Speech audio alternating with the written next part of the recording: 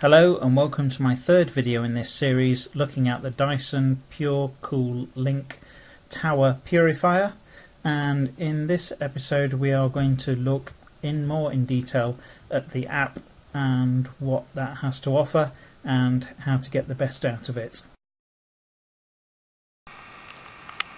So, having opened the app, we can clearly see the current status of the air quality where the fan is, as well as some of the characteristics, the temperature and the relative humidity.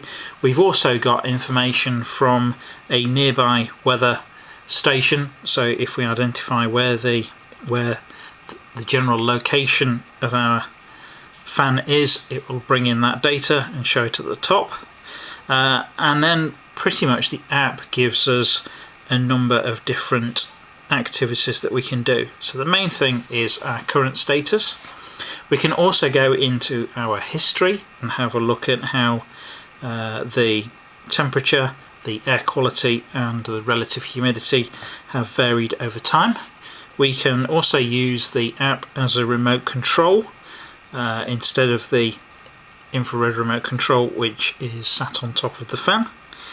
And then if we scroll down we can see the other options that we've got. So we can add or take away from the schedule or just view the current schedule.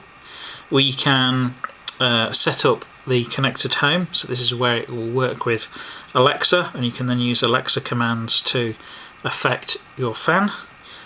We've got a lot of product information here in the product guide, so the manual and various other how-to videos are embedded in the application, and at the bottom we've got some other settings. Worth having a look at those because there are some important ones that will affect how the fan operates and how much information you get. So if we start from the top, we can see our current information from the location. We can also see that we've got a temperature of 24 degrees, 52% relative humidity. We name the location where our fan is and it tells us what the current air quality is. It will also show you in this pictorial form what the fan is currently doing. So you can see this A on the bottom of the fan, that shows that it's in automatic mode. So like I said, we can choose to remote control the fan from here. So it's in auto, but I can choose to take it out of auto and turn it on, and then I can change fan speeds from 1 to 10.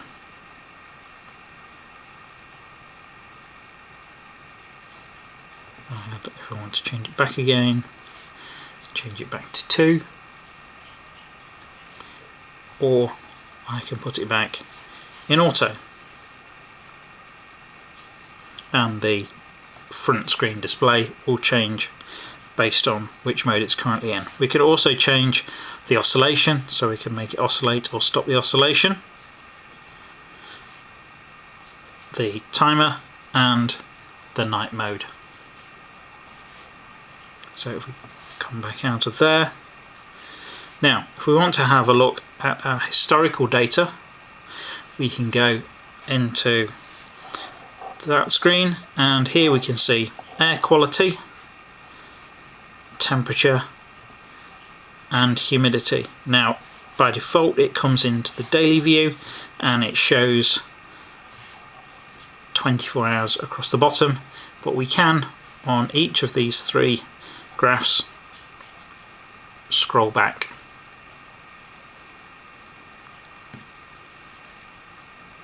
Now as you can see, there's a big gap in the middle of the graph which has not applicable over it and this dotted line. Now a different setting changes whether this graph would be continuous or not, and that is the setting to do with whether it does continuous monitoring. Now in continuous monitoring it will keep the fan running at a very low speed in order that it pulls air through in order to give you the humidity and temperature readings across the whole of the 24 hours rather than just the periods where it's actually on. The air quality appears all of the time anyway, but it's the temperature and the humidity for which there are gaps. Now that gives us our daily view, and as you can see across the top we're going backwards in days, but we can also switch to a weekly view, and this gives us a bar graph giving us the values for each day across 7 days. That was humidity, this is temperature, and that's the air quality. And against the side on the air quality you can see the good, the next level down, which is fair, and then the 2 beyond that, which we don't want to be getting near anyway.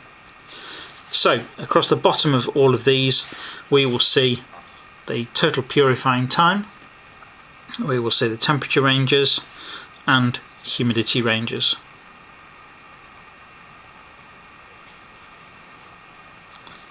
And those are for each week.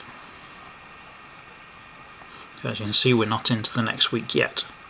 Right at the bottom as well we have filter life and the remaining filter life, so that depends on how long you've got the device on for. And helpfully, against a lot of these areas of any of the screens, there's little question marks in a grey circle, and pressing these takes you to detailed information about each of those sections. So if it's down here, filter life, it will give you a quick piece of information about what that is. Again, total purifier time. So there is a lot of help embedded into the application. You don't need to go very far to understand what it is that you're looking at. So that's the historical view.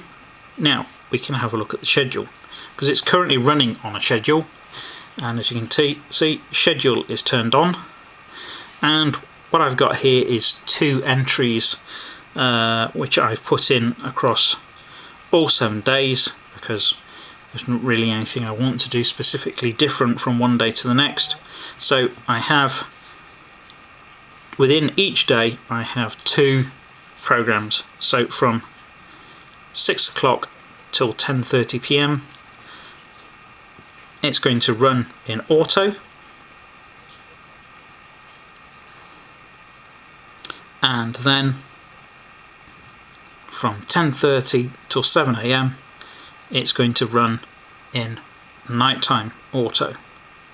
Now nighttime auto is where it will switch down to a maximum of 4 on the fan speed, so it keeps the fan a lot quieter during the night. So if we wanted to, we can add another entry and we can choose which days, 1, many, all of them, which we want involved, start and an end time, and then set the specific settings. So although I've got it running in auto, I might want to kick that off before 6 o'clock, say from 5 till 6 on a Monday to Friday,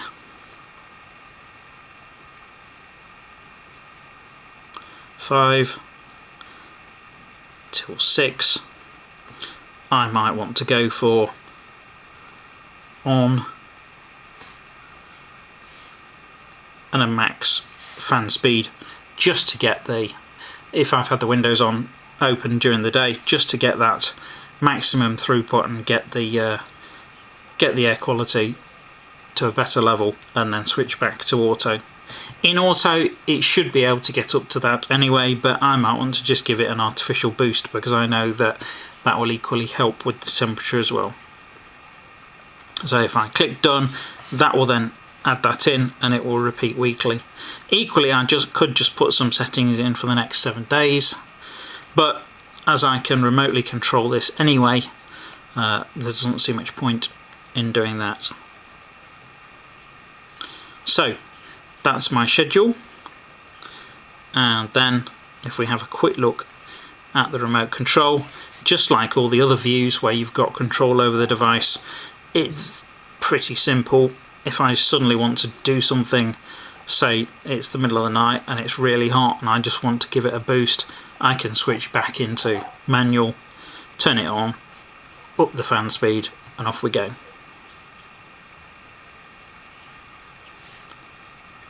So we've also got connected home. I'll deal with that in another installment.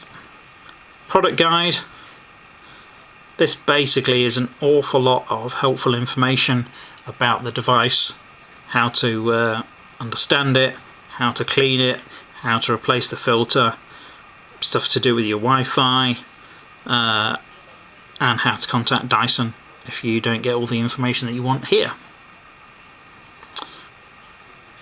The last item on the list is the settings, and in the settings I can identify the location, the name for the location in the house where I want it to be. I can check the fan's firmware.